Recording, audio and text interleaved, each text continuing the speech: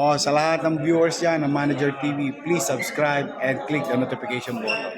God first. Oh, we're live ah.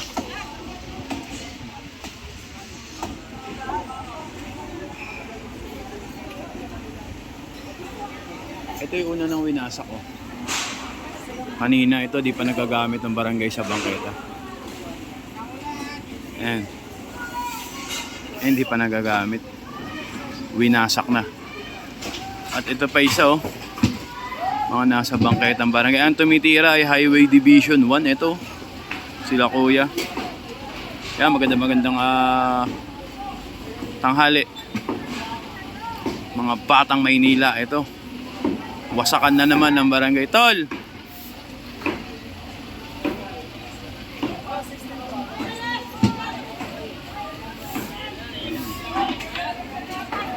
Wasak na.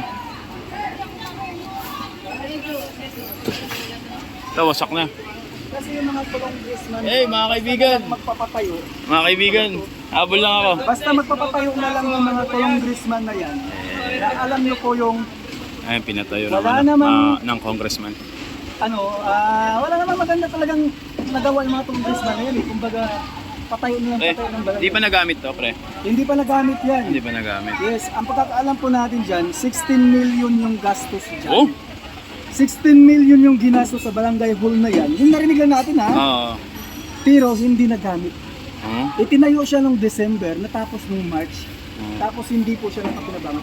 So ano masasabi niyo po yung mga congressman nagtayo ng mga barangay hall na hindi napakinabangan at natibag lang? Ano masasabi niyo po mga ka-isko niya? Bakit ang hilig niya magpatayo ng barangay hall sa bangketa? Sana mapanagot siya.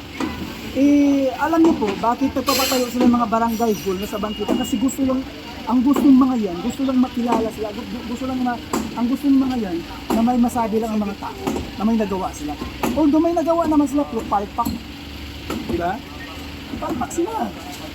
Kasi kung hindi palpak yan, dapat hindi tinibag yan. Sayang ng pera. Bangketa naman na kasi talaga, oh.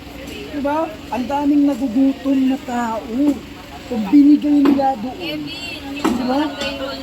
Tapos ngayon, itinayo lang ng barangay hall wala sa bangko.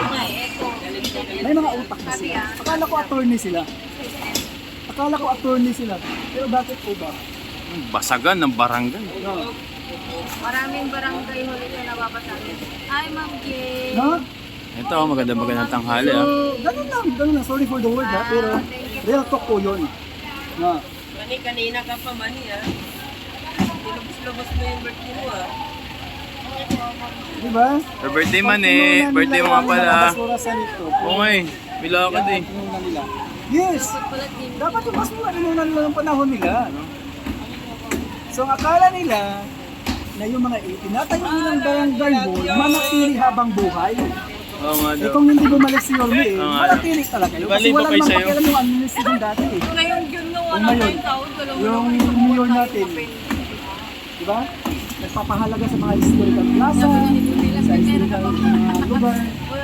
Nagpapahalaga yun. Kaya walang kuobra sa Eh, wala namang tulay na. Nangarin pala.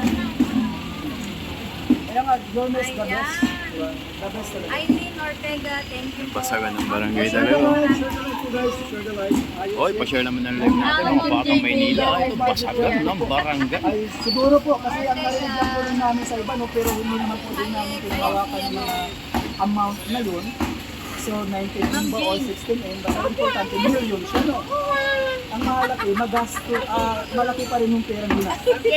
Thank you. No? Siguro kung binigay nila sa atin ng 16 million, mahal sa mulat na ako. Oh? Kaysa naman, pinatayo nila ng barangay, natibag tuloy. Sayang. Wala na kinabangan. Kung binigay nila sa akin, dapat nasa 1,000 lang ako nakatira. Diba? Bakit Sayang. congressman talaga sila walang kapinapinta? Yeah, guys, si Ormes Pes, ah. Ayun, ah. Huwag nyo awayin si Yorme, aawayin ko kayo. Ayan, umuwi ka na po. Diba? So, ganun lang yan. Uy, ano yun? May paputok. Ayun na, may pagpaputok. Grabe, oh.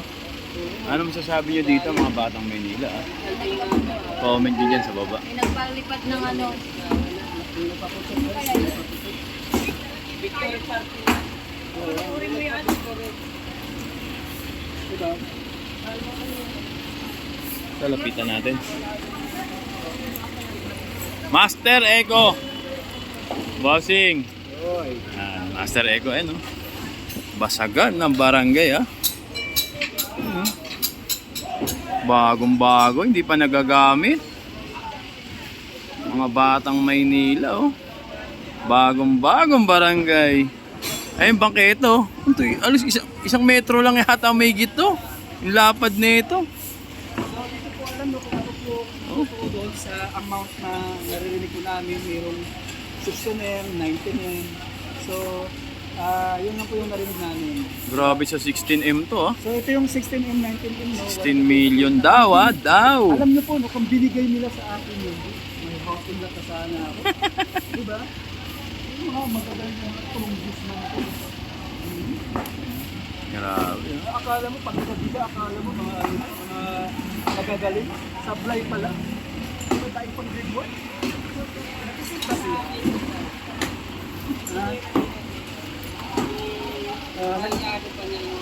Nag-isip ba sila, no?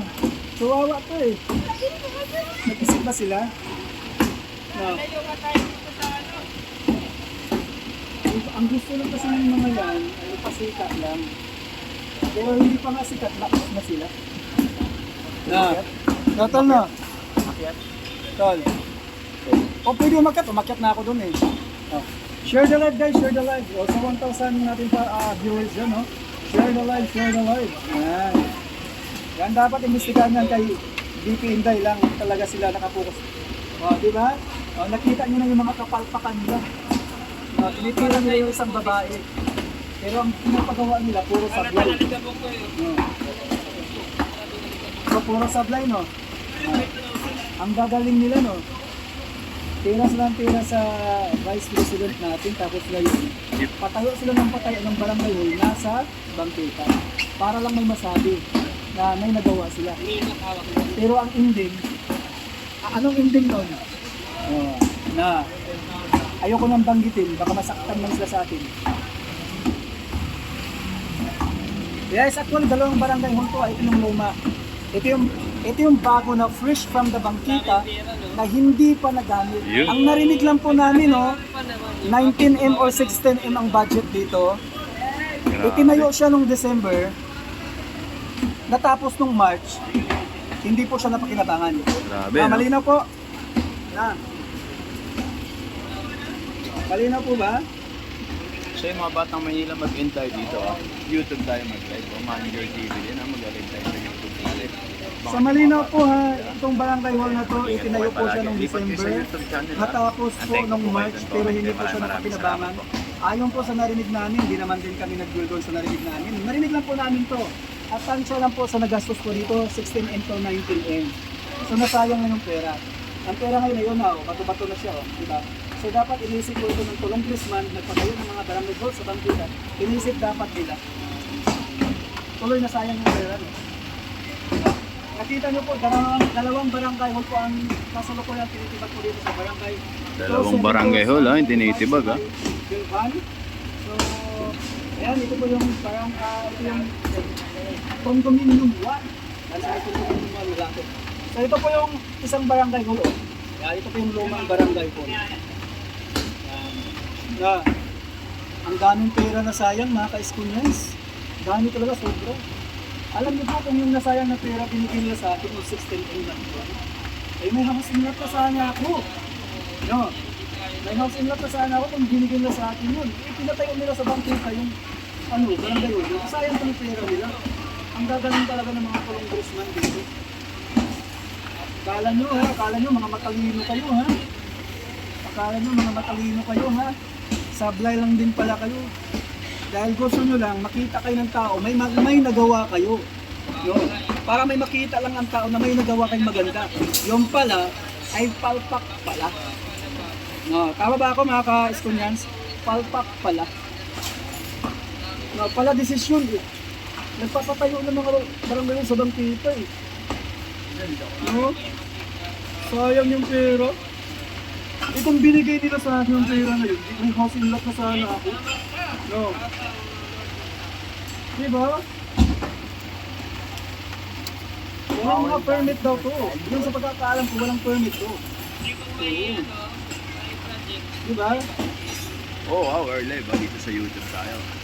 Ito, masagan na naman po ng Daming barangay. dakdak. Eh, natural. Barangay 272, Zone 25, ba? Lungsod ng Anong gagawin natin kung hindi natin dakdak Meron na na nga yan? po dito Ah. kakapasagan na ng dalawang barangay. Kung ayaw mo, pwede ka naman mag-out sa live ko. Umalis ka.